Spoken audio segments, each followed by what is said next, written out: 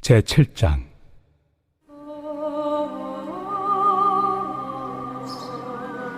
형제들아, 내가 법 아는 자들에게 말하노니 너희는 그 법이 사람이 살 동안만 그를 주관하는 줄 알지 못하느냐.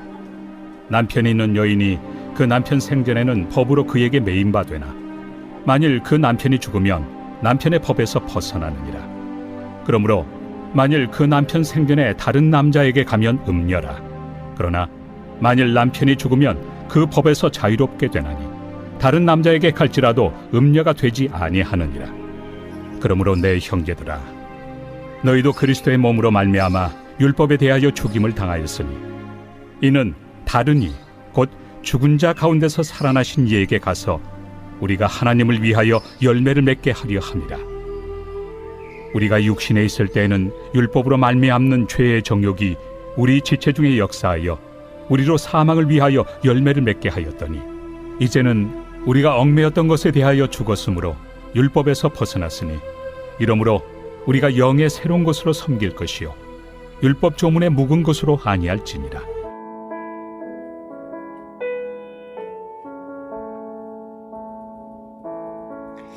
우리 그리스도인들에게는 삶을 영원히 변화시킬 수 있는 근본적인 이 변화가 일어났습니다. 오늘 사도 바울은 이런 변화를 갖다가 이 결혼에 비추어서 이야기를 해주고 있죠. 우리 인생에 있어서 결혼이라는 이 과정을 통해서 우리는 커다란 변화를 경험하죠. 우리 성도들이 구원받은 사건을 예수님과 결혼한 사건으로 비유를 하고 있는 거예요. 쉽게 말하면. 우리가 전에는 율법에 속했지만 이제 결혼을 통해 예수님께 속한 자가 된 것이죠. 그리스도의 죽음을 통해서 우리는 율법에서 벗어나서 그리스도 안에서 새로운 삶을 살게 된 것입니다. 즉 하나님의 은혜가 죄를 상대로 해서 영원한 승리를 거두게 되었음을 갖다가 오늘 선포해주고 있죠. 바울은 로마 교회 성도들을 가리켜서 법을 아는 자들이다 라고 말합니다. 여기서 법이라는 것은 하나님께서 시내 산에서 모세에게 주신 율법을 갖다가 의미하죠. 따라서 법을 아는 자들이다 라는 것은 이 구약 성경을 잘 알고 있었던 유대인들 그리고 이들에게 영향을 받았던 이방인들을 가리킵니다. 이 법이라는 게 사람이 살아있을 동안에만 효력이 있죠. 죽은 사람에게는 법이 아무런 소용이 없게 되는 것입니다. 그러면서 이 율법의 한계성을 설명하기 위해서 부부의 예를 들어서 말을 하죠. 이 결혼한 여인이 남편이 살아있는 동안에는 다른 남자와 살아서는 안 됩니다. 이렇게 되면 간음죄를 지켜야 되는 거기 때문에 그렇죠.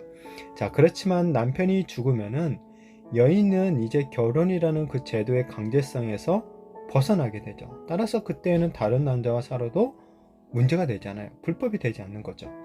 이처럼 특수한 일이 발생해서 현실의 조건이 변경된 경우에는 이전의 구속력을 가지고 있었던 법이 더 이상 효력을 발휘하지 못하고 폐기되게 되는 거죠. 이와 같이 바울은 우리가 그리스도께 속하기 이전의 상태를 갖다가 율법과 관련지어서 설명하는 거예요. 우리는 예수님을 영접하기 전의 상태를 바르게 이해해야 되는 거죠. 그래야 우리에게 일어난 이 놀라운 변화를 이해하고 새로운 피조물이라는 정체성에 맞게 우리가 삶을 살아갈 수 있기 때문입니다. 자, 이러한 법의 효력은 신앙의 원칙에서도 그대로 적용되는 거예요. 남편의 죽음으로 아내가 자유를 얻은 것처럼 예수님을 믿는 성도들은 예수님의 그 죽음을 통해 율법의 구속에서 자유를 얻게 되는 거죠. 이제는 그리스도께 속해서 생명의 열매를 맺을 수 있게 되는 거예요. 우리 성도들은 예수님을 믿기 전에는 아담으로부터 물려받은 옛자, 그러니까 육신의 지배를 받으면서 살아왔었죠. 그리고 이때는 율법은 우리에게 죄를 규정해 줄 뿐 아니라 이 생명을 주지도 못했었죠. 그런데 예수를 믿게 된 후에는 율법에서 해방되어서 성령 안에서 새로운 삶을 살 수 있게 되는 거예요. 즉 율법에서 그리스도께로 영적인 소속이 변경되는 거죠. 이보다 놀랍고 감사한 일은 없는 겁니다. 우리 그리스도인들은 마치 오랫동안 어두운 감옥에 갇혀서 무서운 법의 지배를 받으며 살다가 어느 날 갑자기 은혜로 해방되어서 환한 세상에서 자유를 누리며 살도록 허락받은 그런 사람과도 같은 거죠. 죄의 폭정과 압제 밑에서 신음하며 살다가 예수님의 구속의 은혜를 말미암아 죄와 사망의 법에서 해방되어서 참 자유를 얻게 된 것입니다. 하나님께서 우리를 이렇게 죄로부터 자유롭게 하시는 이유는 뭡니까? 바로 하나님을 위해 열매를 맺도록 하기 위해서죠. 율법에 우리가 속해 있을 때는 우리는 사망의 열매를 맺을 수밖에 없었습니다.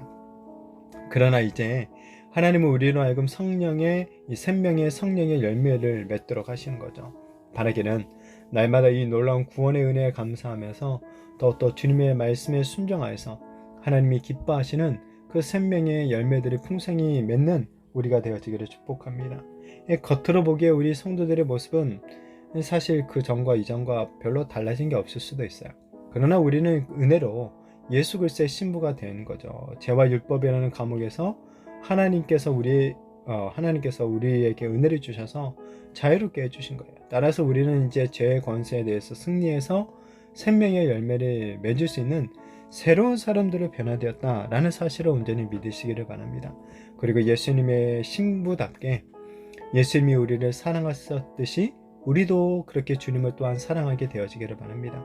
곧 주님의 말씀에 순종하여서 풍성한 생명의 열매들을 맺음으로 그 사랑을 나타내고 우리에게 이 놀라운 은혜를 주신 하나님께도 어떤 영광을 돌려드리며 살아가는 저와 우리 모든 성도님들이 되시기를 예수님의 이름으로 축복합니다.